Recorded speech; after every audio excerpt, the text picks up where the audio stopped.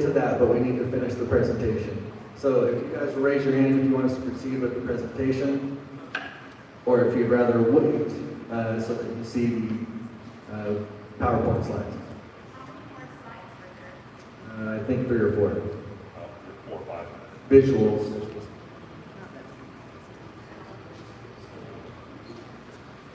It's okay, we'll go ahead. I was pretty much finished with talking about the technical. They have submitted an application to the TEQC, and they've submitted that with this application to the city. And the representative from Senecola is here tonight to answer any of your questions or kind of describe the process a little bit better. Then when we get that back up, we'll show some of the slides because it's kind of important because it shows the actual type of small temporary batch plant that we're talking about using so people can understand a little bit better perhaps what this actual type of facility looks like as opposed to what our other large permanent concrete batch plants look like. With that, I'll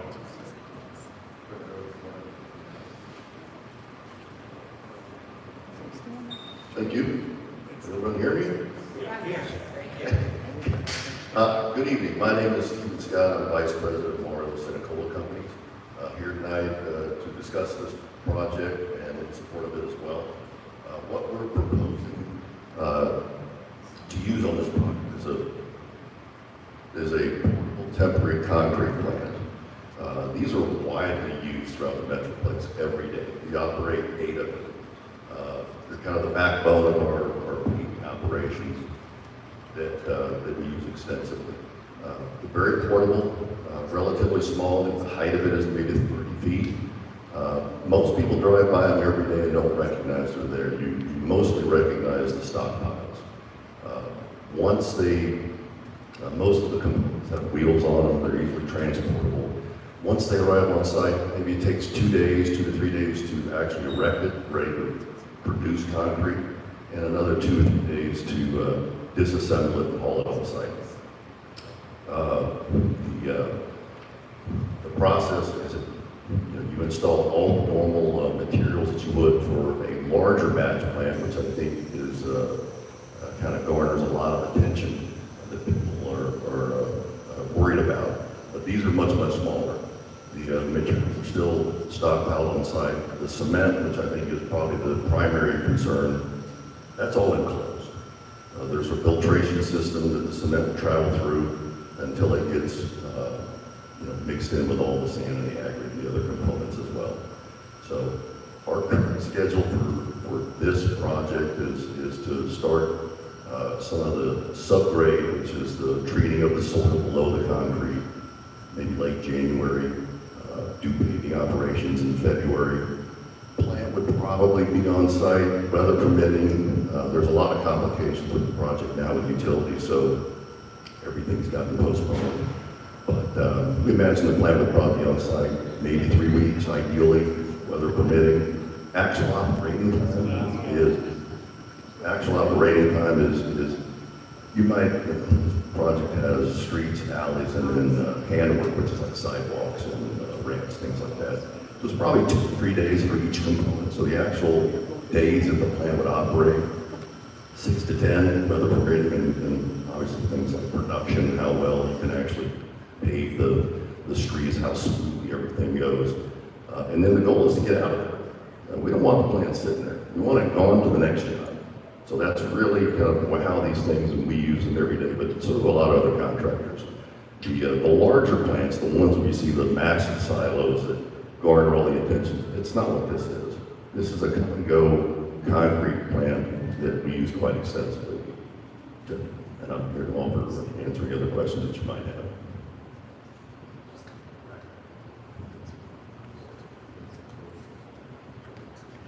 Okay.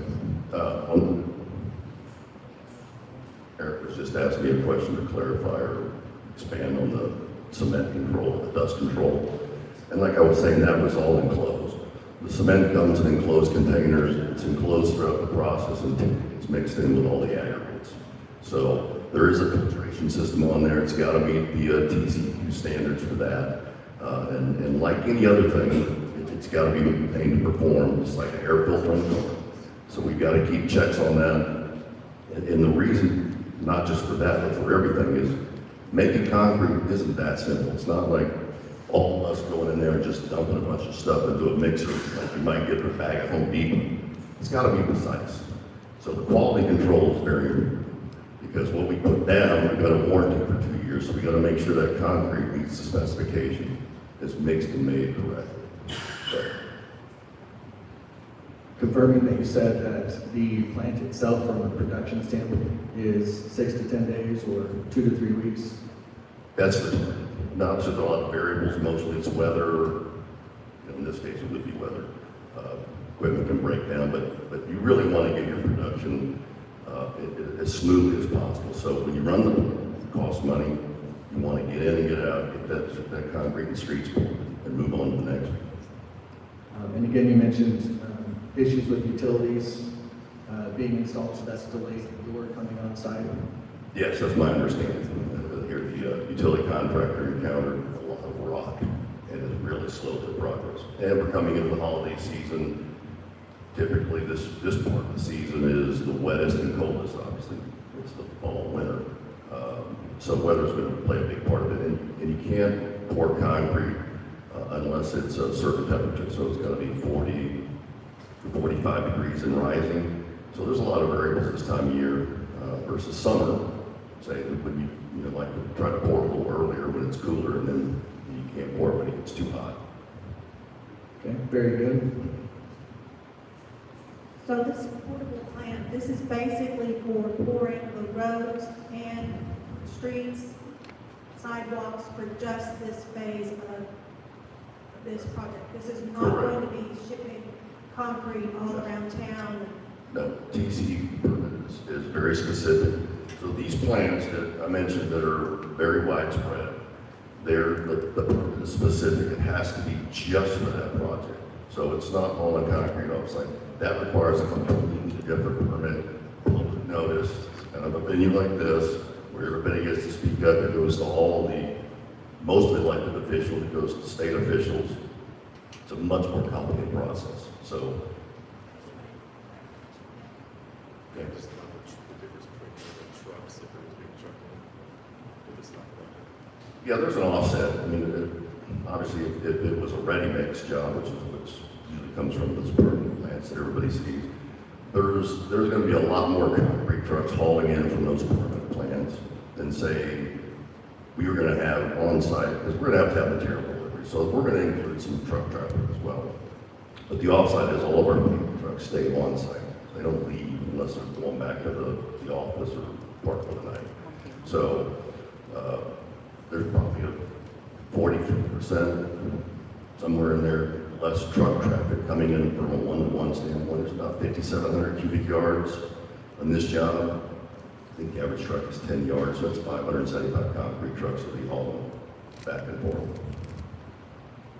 I also wanted to make mention that the presentation that we're trying to pull up, it is available on the city website underneath the planning and zoning agendas, that you can pull up and see those photos that were part of Eric's presentation, that will give you a depiction of what the roadways are going to look like as they're mapped out on the parcel itself, as well as examples of what this portable batch plant looks like from a size perspective and containment as well.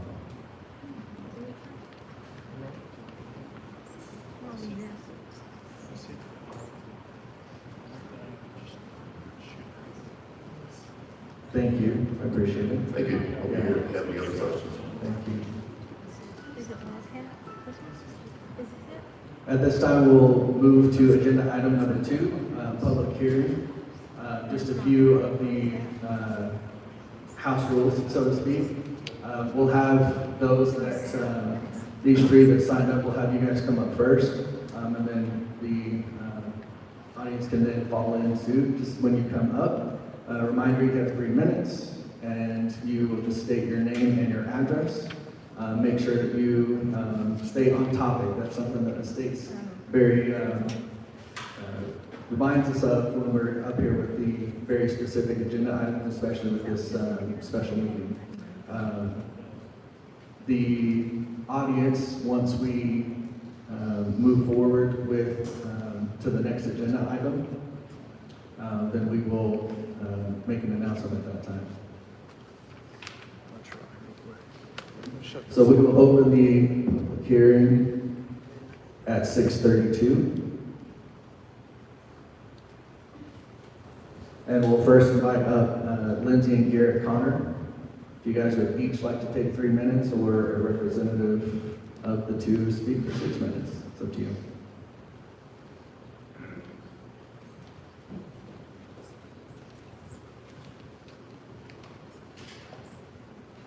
Can you hear me okay? Yes, okay. So I'm Lindsay Garrett. We live at 1101 Stonebridge Pass. I want to start by saying that my husband and I are pretty private people. We have not participated in social media in almost 15 years, and we felt strongly enough about this that we did make a post on social media. Being the closest residents, I know we keep hearing that it's temporary. I see conflicting information that it looks like this can be here longer than what they're proposing. So that is a concern for us. We talked about too that this is controlled, it's in a contained environment. Every research that I've done says that there's still health concerns. Again, temporary or not. It's known that concrete batch plants emit harmful air pollutants, including particulate matter, volatile organic compounds, crystalline silica.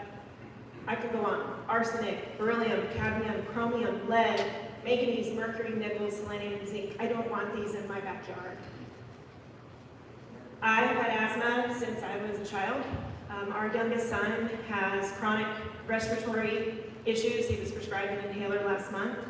He had a lung infection, a double lung infection when he was 8 months old, and it's ongoing.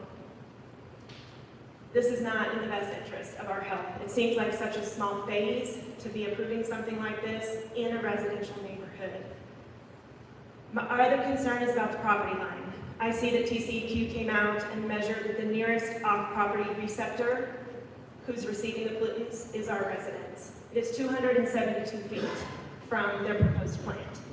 My other concern with that is that this builder started by putting a silt fence on our property. We had to fight to get it moved. I'm concerned that they really don't know where the property line is. We want to make sure that if you are going to approve this, we need to know that it's far enough to meet somewhat of a safety standard, even though we know it's still not safe. If we're approving this, I believe that you're prioritizing the welfare of the construction industry over human welfare. Humans live here, children live here. There are 16 children on this half of Stonebridge Pass alone, majority of which are elementary age and play outside every day. You're supposed to represent current community members today, not future growth and operations of this industry. Again, we live here. Our other concern is with noise. I see conflicting information that they can operate 24/7. Other notices have told us it's only 7 a.m. to 6 p.m. I need to know which one it is. I want to make sure that if you're voting on this tonight that you know which one it is. Again, temporary or not, how long can they be here? I see things that show dates all the way into March of 2028. God, I hope not. There is a Texas Administrative Code. I'm going to cite it just so everybody knows. Administrative Code Title 30, Part 1, Chapter 101, Subchapter A, Rule 104, or 101.4, regarding nuisance. No person shall discharge from any source whatsoever one or more air contaminants or combination thereof in such concentration and of such duration as are or may tend to be injurious to or to adversely affect human health, welfare, animal life, vegetation, or property, as to interfere with the normal use and enjoyment of animal life, vegetation, or property. This batch plant will have air contaminants that affect our health and will absolutely interfere with the normal use and enjoyment of our property, which according to this Texas Administrative Code, we have a right to. I appreciate you listening to our comments tonight. I hope that you realize these people have showed up because they're not interested in this in our backyard. Thank you.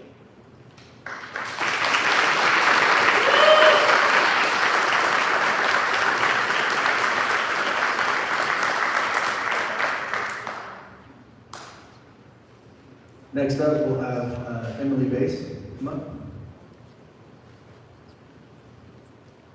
Thank you.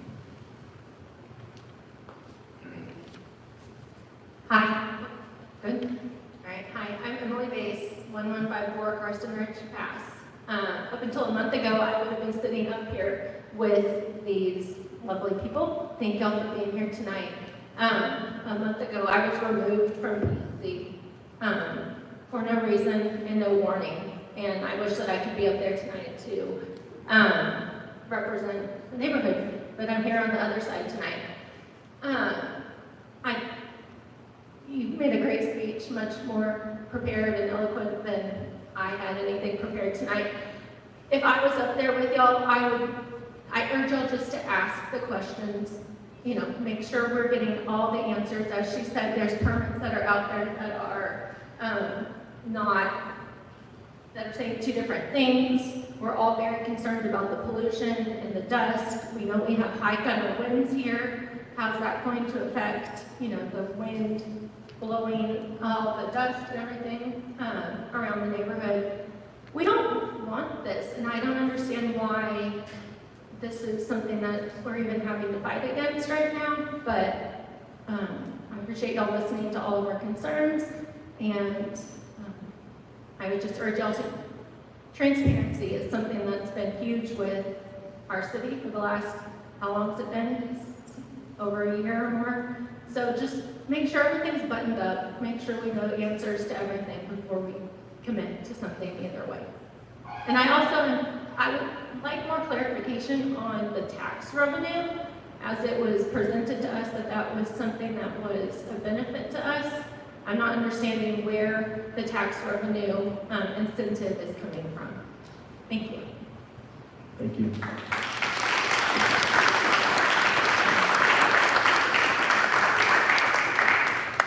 Next up, we'll have Mark Merrill.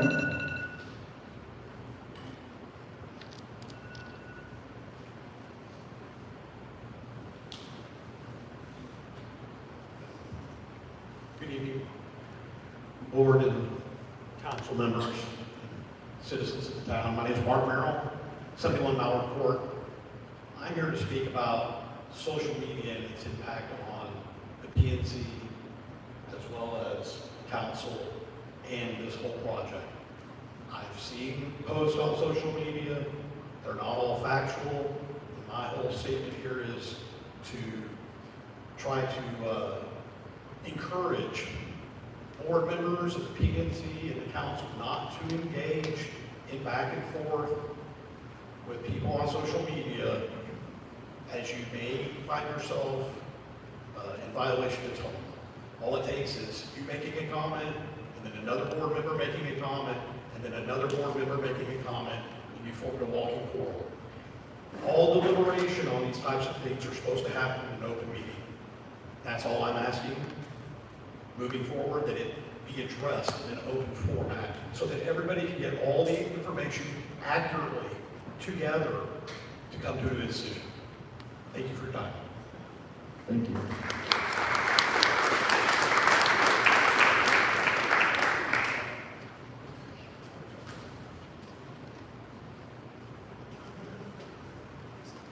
We back up with the technology.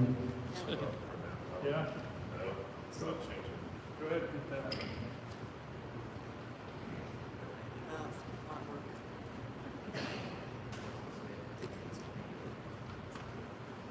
He doesn't like her, but she's back. House is not. Eric, come over here. I'll run it for you.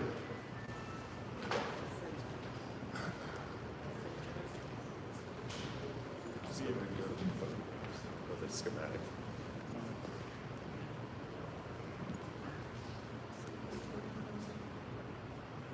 Again, for additional transparency and finish the presentation, we want you guys to be able to see this. So we'll have Eric finish out that presentation, and then we'll continue with citizen comments. Public hearing.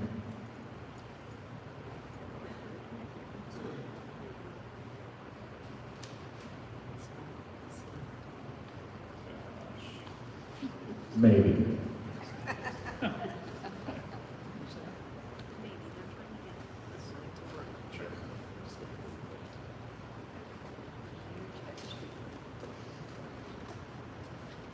We'll go ahead and have additional comments come up to the podium. Again, just be respectful of those that are coming up, or line up if you'd like, or wait till someone sits down for the next person to come up. Again, 3 minutes, state your name and address, and speak on this topic. Thank you. Hi, good evening. Can you hear me okay, everybody in the room? Yes. My name is Caroline Desmond. I live at 1604 High Bridge Court in Gunter, Texas, 75058 in the Bridges. I wanted to speak to the Planning and Zoning Commission in particular on the matter of the pending application for the temporary concrete batch plant. As I believe that the application should be denied because the applied for use is not an authorized use of a planned development district where this land is situated.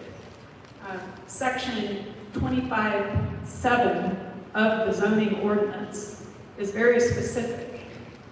And when interpreting a statute or an ordinance, we look at the words, we apply the plain and ordinary meaning. And when we look at the words of section 25.7, which apply to authorized uses for the manufacturing, storage, or warehousing of, and it includes concrete, it lists all the different districts, and under the development district, there's a blank square. Under section 25 of the zoning ordinance, it defines what that means. And when you have a blank cell underneath a zoning district, it means that the use is prohibited. So under section 25.7, the zoning ordinance expressly prohibits the manufacturing, storage, and warehousing of concrete.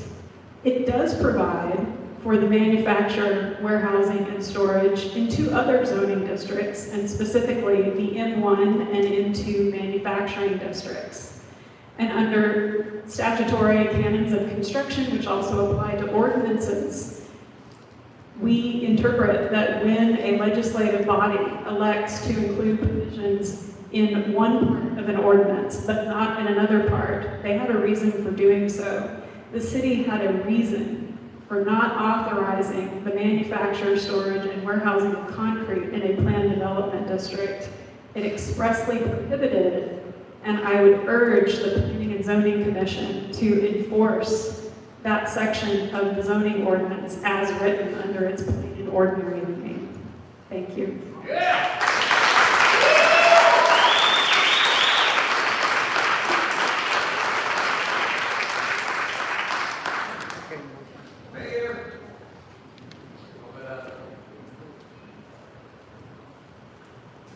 Up next,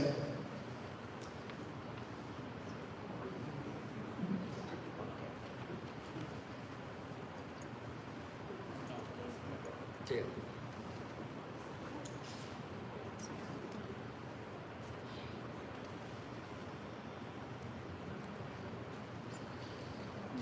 Yeah, I'm not, Is it working? I won't move.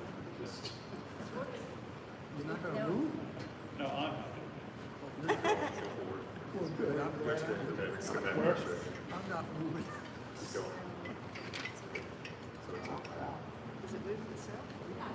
So it's working for a second, so let's go, let's do it. So this is a schematic of what this portable concrete batch plant looks like. The max height is 32 feet. Most 2-story houses in single-family residential are 35 feet tall. Slide it up if you can. So this is just some pictures of the equipment. Give her slides. Next slide. There as well. I think that's it. Try one more. See what that's the permit to the permitting agency. So that's it. Permit. Thank you.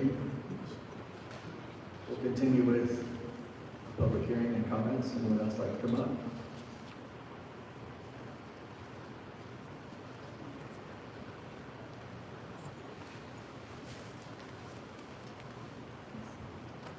Good evening, Vanessa Unger, 1921 Bledsoe Road. I find it quite interesting that just about a year ago, we were here doing something very similar with another situation, which I will not name. I don't know why Gunter keeps coming into these kind of situations. There are plenty of latch plants that are close by that this developer can leverage. I hear there's an argument around traffic. Well, how do we get all of this material here? It's not going to just magically appear and land on this 2 acres. It's going to come here using trucks. So it's going to increase traffic regardless of what happens. Living less than a mile away from this, which in comparison to many people here, I'm still upset about it. And most importantly, I just think that we're not doing enough homework up front to make sure that we understand what's coming. It feels like the citizens are having to educate the planning and zoning and the city council on things like this fine lady just did a very good job representing some information. I really hope that you guys, I hope I'm wrong and that you have done your homework. I also sit on board and I understand that our time is limited and it can be hard to do all of the work that's needed to make sure we make good decisions. We need to do what's in the best interest of this community, not as what is in the best interest of the city to get sales tax or the developer to have a convenience of not having to bus it in or the cost reduction of not having to bus it in. That is not in the best interest of our community. That is in the best interest of them. And so I urge you to really think through, one, we already have a water shortage issue. We already have a utility that's become a complete nuisance to our community that's going to have to service this batch plant.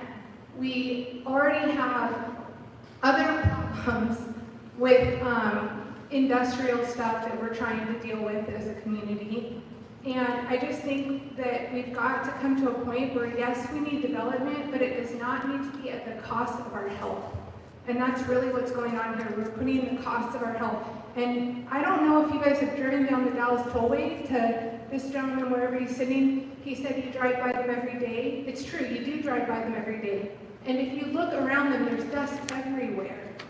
Everywhere. So if you just drive down the freeway or the tollway, the whole ground is covered in dust. So to say it's completely contained, I think that is wishful thinking on their part. So that's all I have to say today. Thank you. Thank you.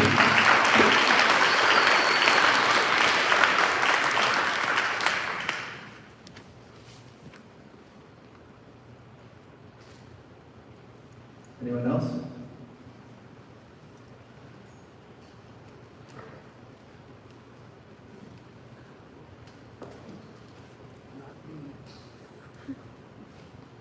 My name is Scott Allard, 1124 Carson Ridge Pass in the Bridges. I apologize, I was certainly not planning on speaking here tonight, but I do feel like there's some questions that have not been asked. Being in commercial construction, I know contractually, and I don't know how this board would enforce this, but there are always schedules. I understand correctly that we were thinking that this temporary plant would be there for 3 weeks. What would we do, or what can we do to make sure that that doesn't go out to 3 months? We have a binding schedule that allows for weather days, whatever that might be. Do we implement liquidated damages for a time that's been past that per day? For a corporation as large as Sencoa, that would have to be a large amount, I'm sure. But these are just some things that come to mind where there are safeguards around this. Has this board thought of those? Are you planning to implement any? Appreciate the time tonight. Thank you.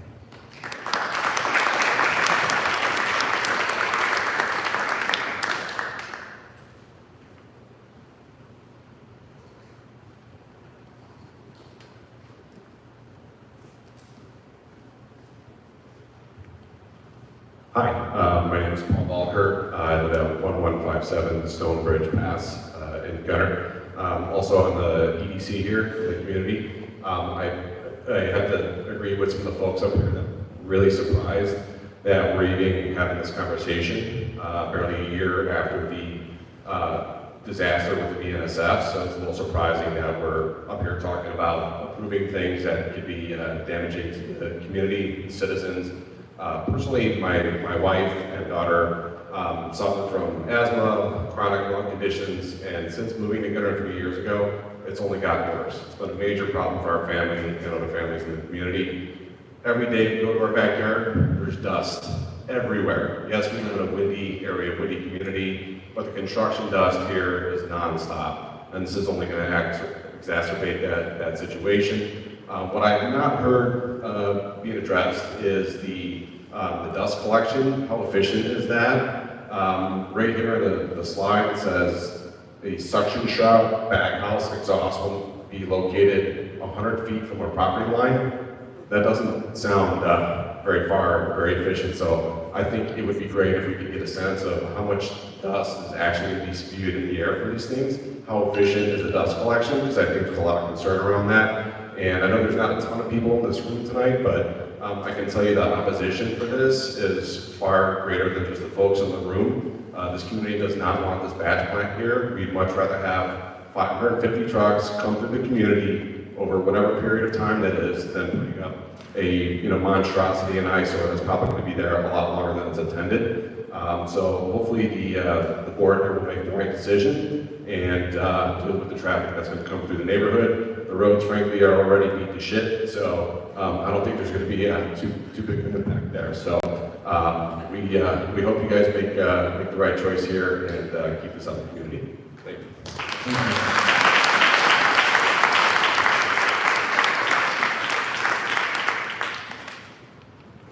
My name is Carl Holtgren. I live at 1404 Bear Pathway. First off, thank you guys for stepping up and giving up your time for the city.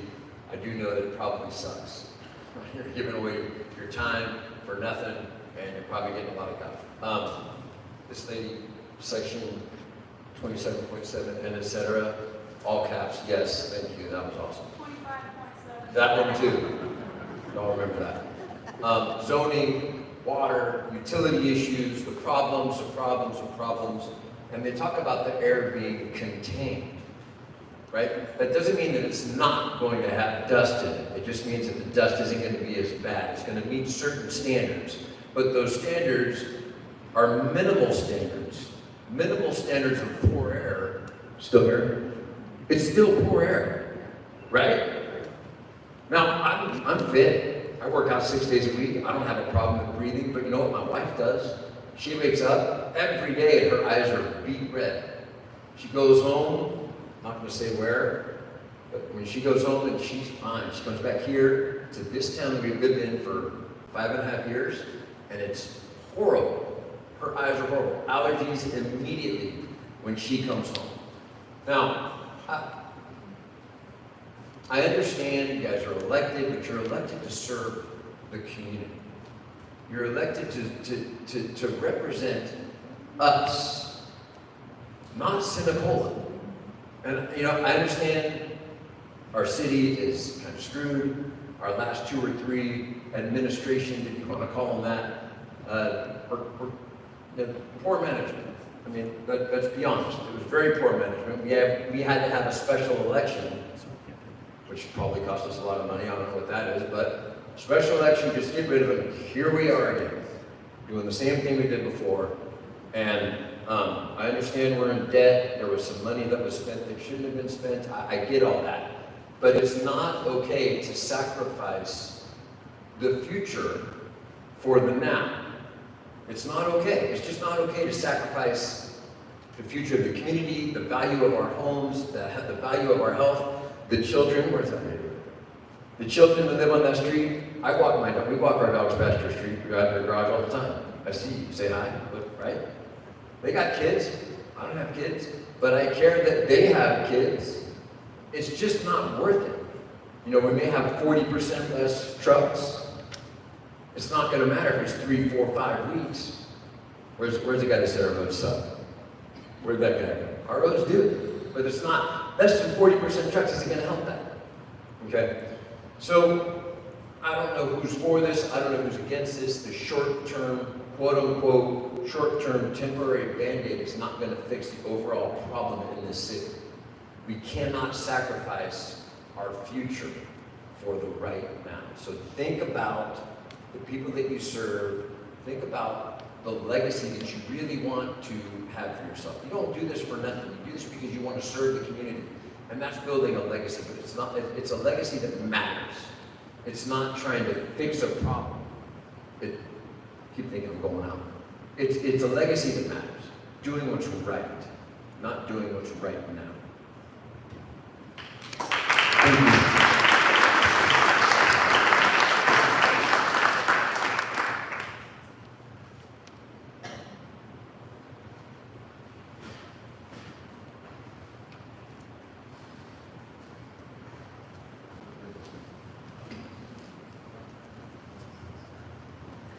Hi, can everybody hear me?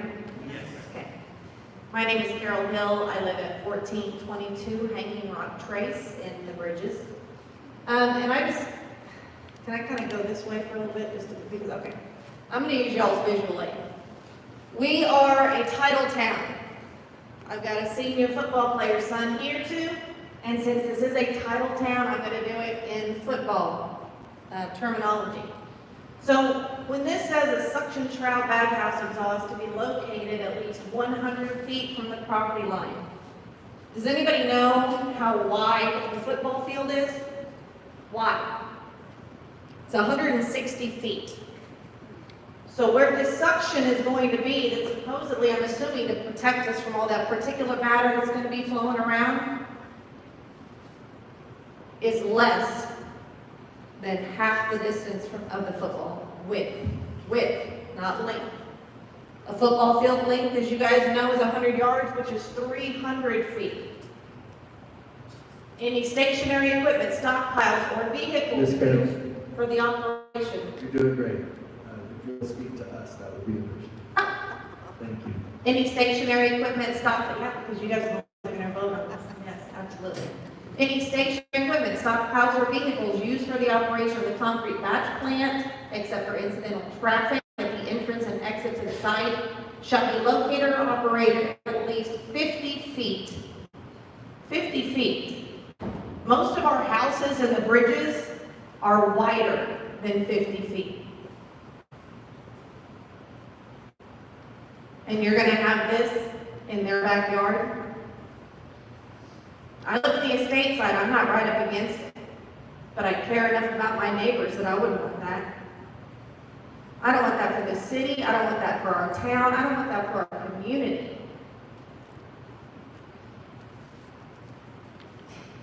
You can put all the lipstick on a pig that you want, and it's still a pig. The Bridges is a residential zone neighborhood. It is not heavy industrial, which is what a concrete batch plant, temporary or not, is. Please vote no.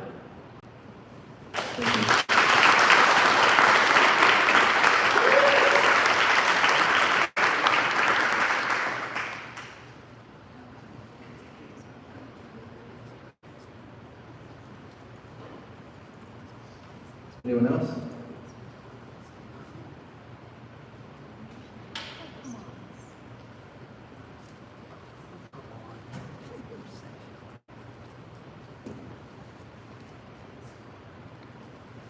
Questions?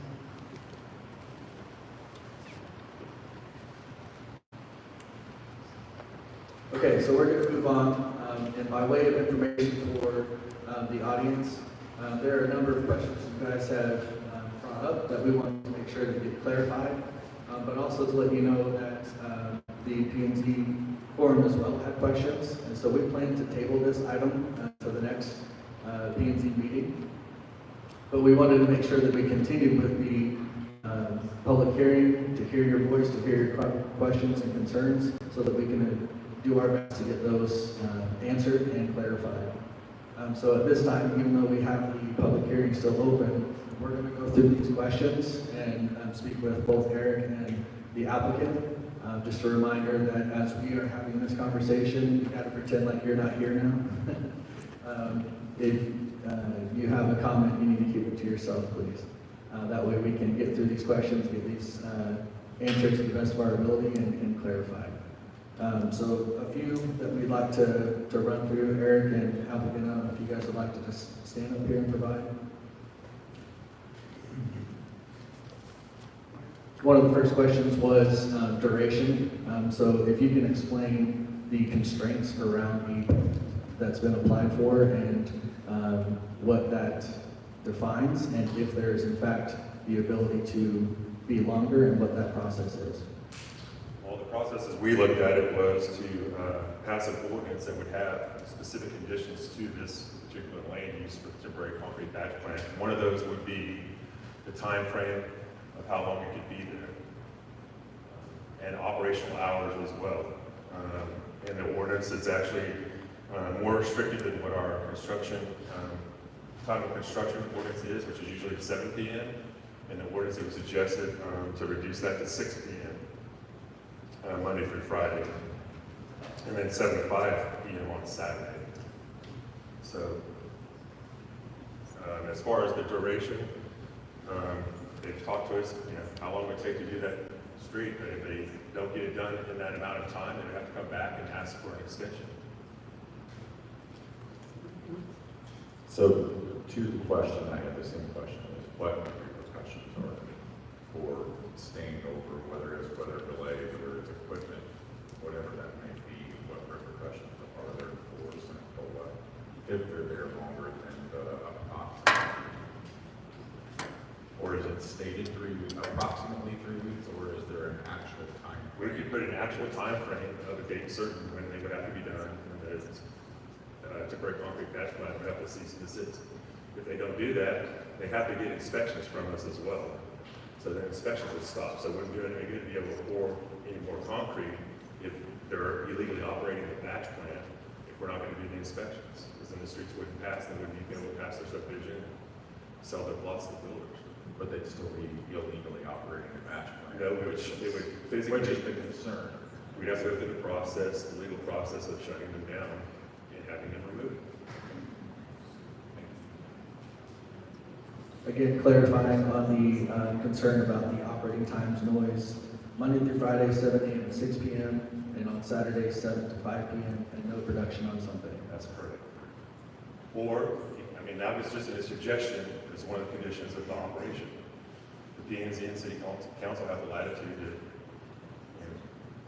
determine that. In our code of ordinances, we have a construction and related activities within the city already. So the folks that are out there right now doing the utility work and such are bound by the code of ordinances as it is as well.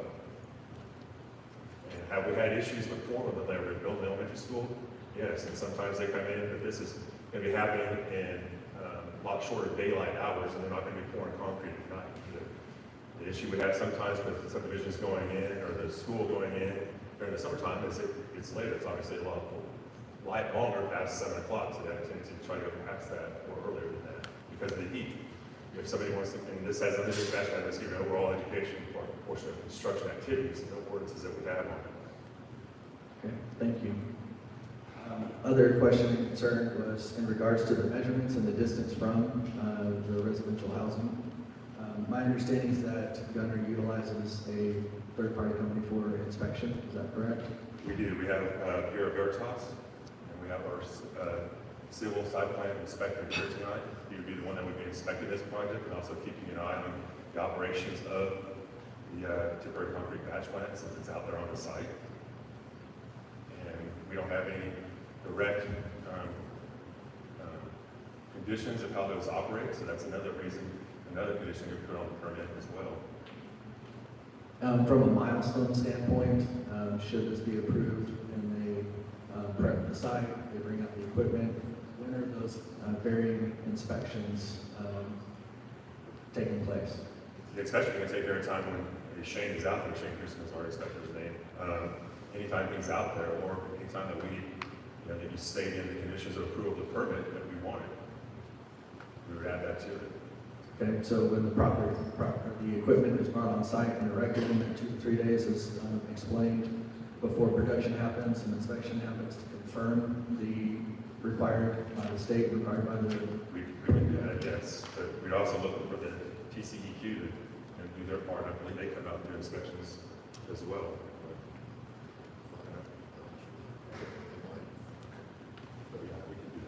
Okay.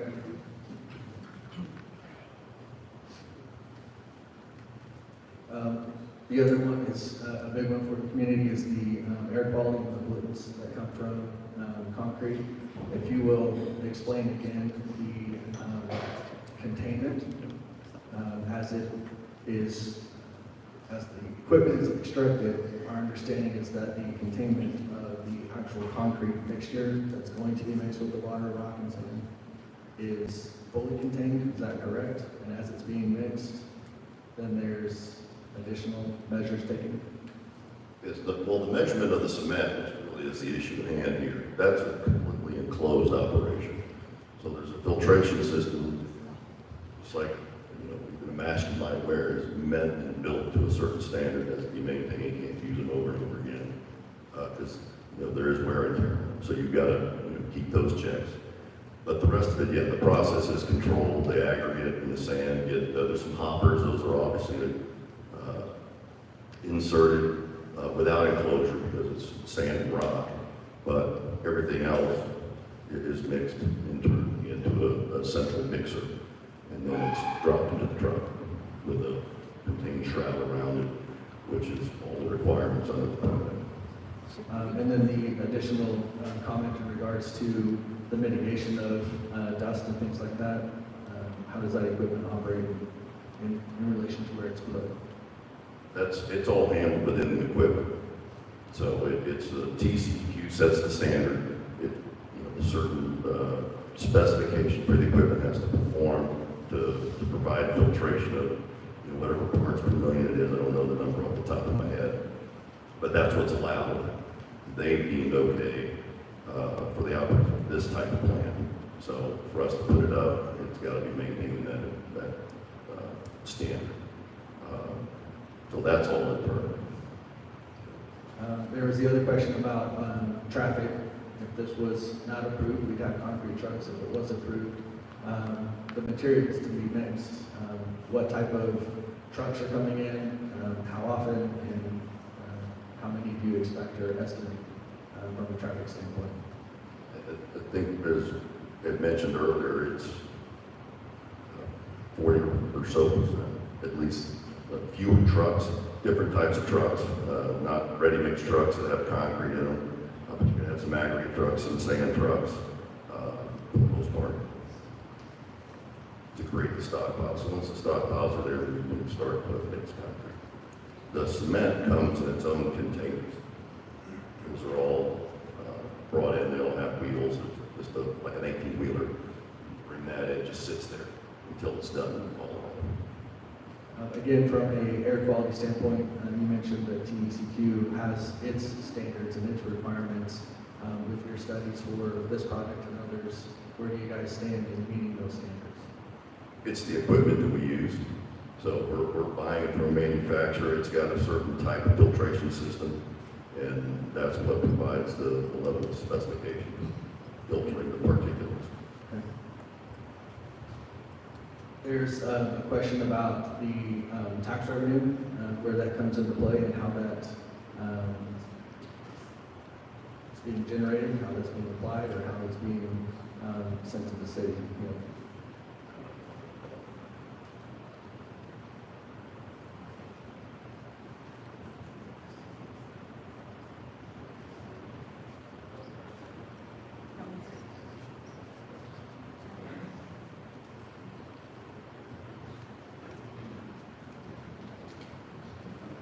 I do not know the answer. No worries, we'll go to the next question while that's being addressed.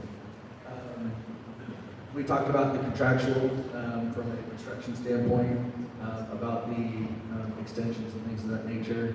Again, clarifying, based on 50 the 700 square feet, you estimate that this project, from a production standpoint and application or delay, if you will, it's estimated to be 2 to 3 weeks for this project. Yeah, ideally, that's probably how long the plant would sit there, because we wanted to go to someplace else, but the actual production where the plant is actually operating is 6 to 10 days. You know, within the city's operating hours, we're not operating 2 hours a day, during whatever time is on the permits, especially this time of year, it gets dark early, or at night, might be summer, but not now. Okay, thank you. Mayor, do you want to speak to the tax revenue question? I'm sorry, I didn't hear you, so. Thank you. So the tax revenue is the least of our concerns. I don't care if we get it or not. The reason I brought it up when I did the news release was because there was a comment made on Facebook. A couple of people sent a snapshot and said, well, if you're gonna compromise your health, at least get paid for it. So I addressed it. Semicola is the vendor. They have the work, they will do the work, whether it's on-site or off-site. If they do it on-site, they're doing it on-site, we get the tax sales, sales tax revenue. If not, it's not gonna come from Wall Street. That's where people think it's going to. They'll get it from Salina. They're not gonna, Walmart doesn't go buy from Costco kind of thing, right? So they're gonna either do it on-site, we get the sales tax, they do it off-site, no big deal, that's fine, but Salina gets it. Does that make sense?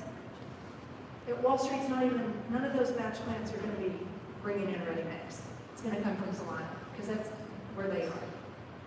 So, did that answer your question? Thank you. Another question you might be able to help with in regards to potential violation of open meeting acts with comments being made on social media and things like that. Would you like to address that? Yeah, I mean, we talked about this at our last meeting. We're trying to put in a social media policy because we owe it to the people. They're supposed to be a part of the process. And if we're having conversations outside of where any one person doesn't get to participate, it's not fair. It's also not fair to you guys or council if any of us are talking on social media because we're deliberating and not everybody gets to hear it. That's not fair because the Open Meetings Act says that you have a right to know what your government's doing, but how they came to the decision. So that's what the courts have said. So you have a right as a citizen to understand what we're saying, how we're concluding things.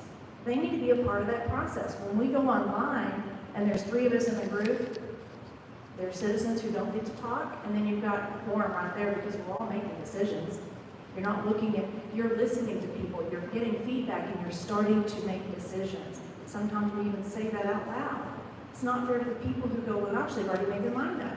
That's not fair. So yeah, I mean, Courtney, do you want to address that too? Because we are supposed to be... Is this on? This is really off topic. This is not on the planning and zoning agenda, not even the planning and zoning's jurisdiction.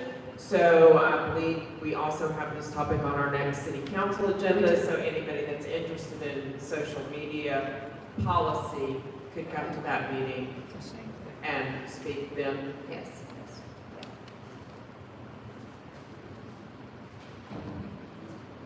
What?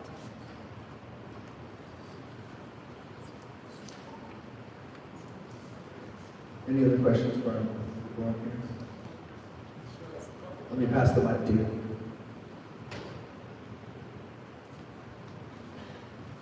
Couple of questions that I had. One was, how much time would trucking the loads through other batch plants add to the project?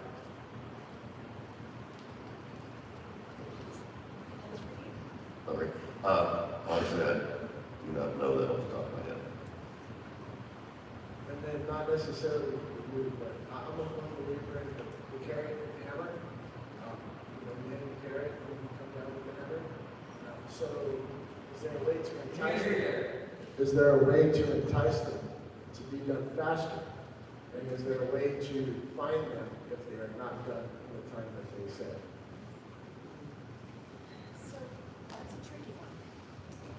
Okay, so he kind of explained the process. I might have missed some of it. the process of when the concrete part actually starts after the liming, he's saying that given the amount of streets that we have to build, 2 to 3 weeks, let's just say 4, there are a lot of things that can interfere. What if we've got 3 or 4 days of rain and they can't do it? We can't penalize them for things being out of their control. Obviously, there's 2 things to point out. Number 1, if that batch plant's not operating, they're not making money, they don't want it to be here any longer than it needs to be because they want to take it and put it somewhere else to do more, right? That's business. The other issue is that unlike trucking it in, where you could have, trucks have a limited amount of time, right? They put the concrete in the truck, you've got about a 2-hour window, it's got to be out of the truck. So you can't just like have everybody show up at one time, they've got to be staggered throughout the day. So that was my concern with truck traffic. With doing on-site, it only runs and operates when they have to create a batch. And then they spread it, and then they create another batch. It's not just like operating all the time, correct? It's as needed. So they also, we get a little bit more control that way because he knows, and we have this conversation, if it's 5 o'clock, you're done, stop. And I want to know who I'm going to call, and it happens to be Tim. And Tim's not going to be real happy if the mayor has to call Tim and say, why are you still here? It's 5 o'clock on a Saturday, be done. The good thing is that off-site, you can't help when trucks are coming. It was 10 o'clock at night and the school behind me was pouring and those lights were lit up like I could not go to bed up until 10 o'clock at night. There was nothing I could do. I asked Danny, he had Officer AG go out and I said, look, it's going to cost $100,000 if we have to make them stop because the trucks were late. And I'm like, well, they got to do what they got to do. I'm not going to do that to the school. So those are the things that happen because the truck was late. If they're doing it on site, there's none of those excuses. They mix a batch, they pour it, they're done. It gets 3, 4 o'clock.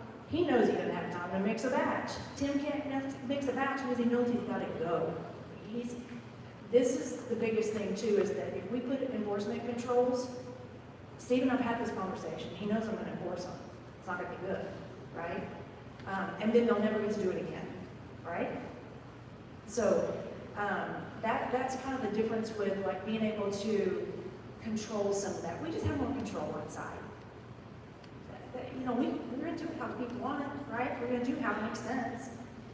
But it's nice to have the control. So, did that answer the question? Yeah, I'm just curious. Let's say that he says 6 weeks, right? So Okay. it's still 12 weeks. And after 12 weeks, every day it's open, a significant fine. There's something like that. There could be very nice to get that stuff ready to go. The permit will run out. And within 7 days, they have to pack up, take it apart, get it off the property. It will expire. So, depending on when it starts, they'll have a very short window. They have to leave. They can't just stick around, nor do they want to. They want to put it somewhere else. You probably already got something planned for it after.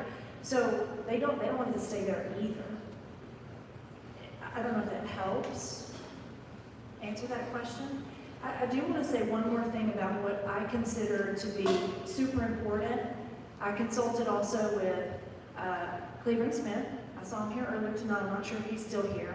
Consulted with Bureau Veritas with Shane. Eric did as well. We came back with all the same information. That was kind of nice. We consulted with, I talked to Adam. I said, how important is this? Because we want to do our due diligence. When, I don't know how many people know what happened with the Meadows, but they were doing a tailgate pour, which is a hand pour, and it's because they were only a little bit over 15,000 square yards. When you're at 15,000 at that point or less, it's not worth bringing a temporary concrete batch plant out there.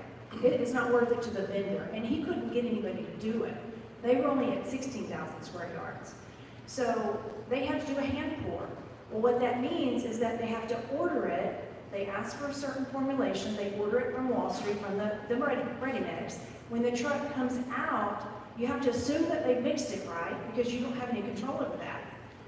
You have to assume that the driver didn't stop for lunch and then put water on the mix and to not get caught because you have a limited amount of time or traffic. Maybe they got stuck, or maybe, we've had concrete trucks tip over. You gotta start over and send for another one.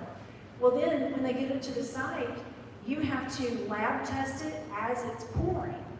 A lot of them failed. So with the Meadows project, the developer didn't do anything wrong. That was not having quality control. You can't control your rednecks. And they had to, I said this the other day, there's not much worse than having to, pour the concrete. These streets will be built. They will be built. We have to do it. We just have to do it the best way we can, right? So if they're going to pour, you don't want to have to jackhammer it up, remove panels, and go do it again. So what is important is the consistency. His guy on site is the only one doing it. It's all he does. He knows what he's doing. He mixes it perfectly, and you get that consistency.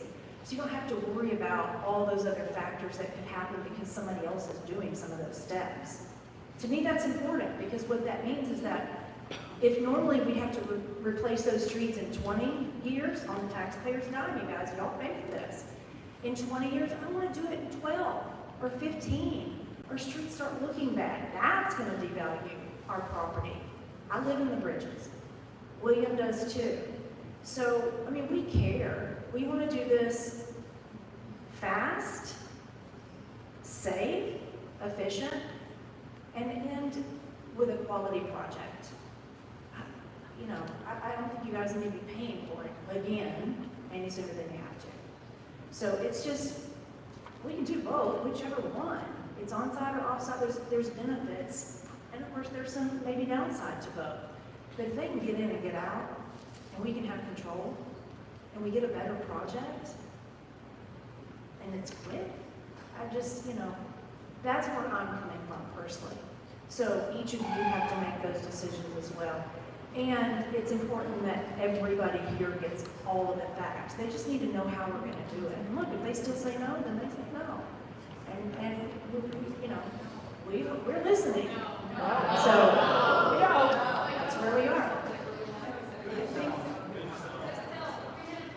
I think there's been a little bit of difference that I'm hearing from what we're being told what this is. Sounds more like a portable batch plant, not necessarily a temporary batch plant. Difference, a temporary batch plant would be given to any business that needed concrete, but this one is for a specific job only. We're not doing anything else. It's once this is done, it's over. But I still have a little qualm about the air quality. Another one. I understand it, yeah. Allergic reaction to a lot of different things. So I guess I want to ask, is there anything on site that is actually measuring or testing so that when they do this on a regular basis, let's say they try it every afternoon at 2 o'clock, is there a timely manner in which it's tested to be sure that you're not polluting the air or putting out more emissions than are recommended for the environment at that time? Right, that's a question I asked through email just the other day, because that was important for another council member asked me that question as well. And so at the end of the day, there's nothing on site that measures that. TCEQ regulates. We have to trust that they know what they're doing. Now, I know there's some issues with legislators don't enforce it. I get that. But when the regulations are put in place and they follow them, it's assumed, right, that those measures taken appropriately protect to X, Y, Z extent. And they're saying TCEQ would change the regulation if it weren't set. They're the ones that set the parameters. So, that was an important question for me. There's nothing on site to measure because they're following procedure. Can we request something be on site? I'm trying to figure that out. I want to do that. And the other council member that asked me that, we're trying to figure that out. Yes. Yeah. If we can, we'll make it happen. We're trying.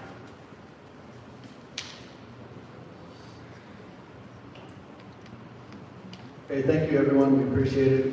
As I alluded, we agree that there's a number of things that we would like more formalized clarification on. That's why we're going to table this item to the next P and Z meeting. We're going to leave the public hearing open.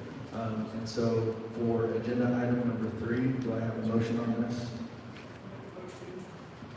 I make a motion that we table the approval of special permit until future. Do I have a second? I said, All in favor, say aye. Unanimous. At this time, we will close the P and Z meeting of November 21st at 7:27. Thank you, everybody.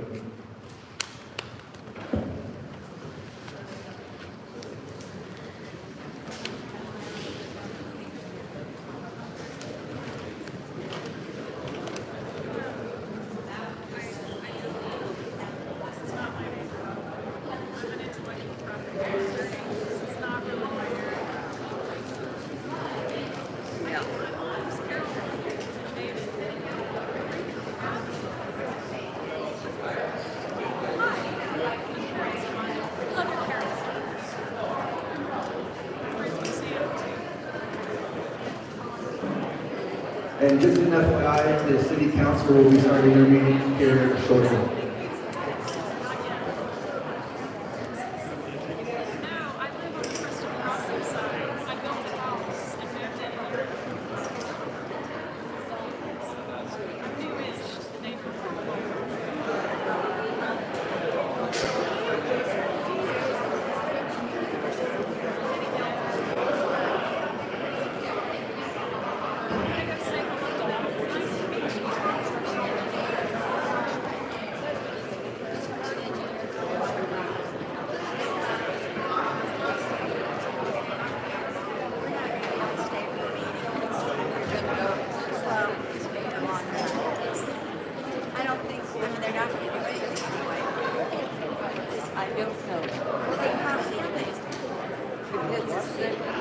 They can do it without me. They can? Yep. Well, text me and let me know. I've been on there, I know.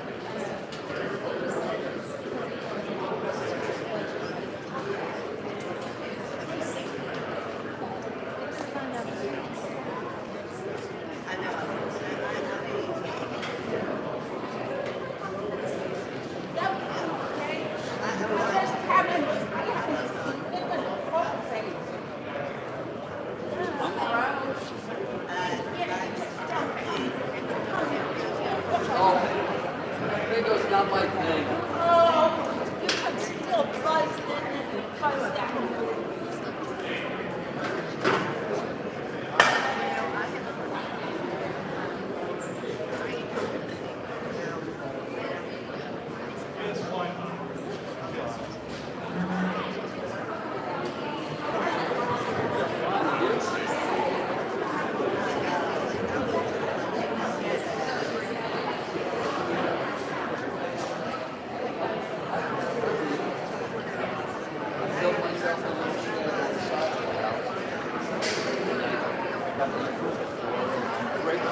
Looks very similar to the house.